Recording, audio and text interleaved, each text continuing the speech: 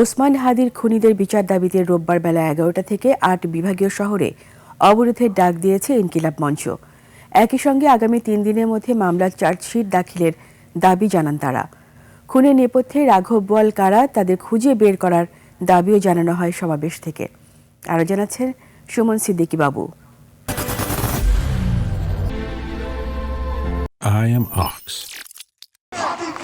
ওসমান হাদির হত্যাকারীদের বিচারের দাবিতে অবস্থান, স্লোগানে মুখর শাহবাগ।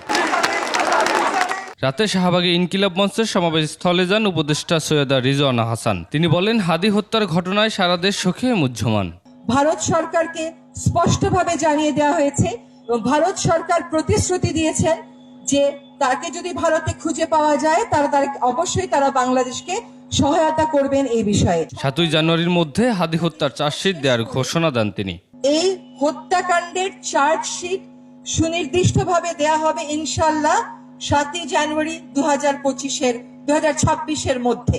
তবে ৩ দিনের মধ্যে চার্জশিট দেওয়ার দাবি জানান ইনকিলাব মঞ্চের নেতারা। আগামী ৩ দিনের মধ্যে আপনাকে চার্জশিট দাখিল করতে হবে। একই সঙ্গে হাদি হত্যার নেপথ্যে রাঘব বোয়ালদের চিহ্নিত করার দাবিও তাদের। এর পিছনের রাঘব বোয়াল কারা আমরা জানতে চাই।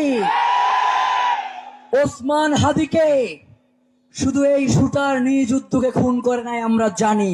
হাদি হত্যার বিচারের দাবিতে রোববার বেলা ১১টা থেকে ৮ বিভাগীয় শহরে অবরোধ ঘোষণা করে ইনকিলাব মঞ্চ।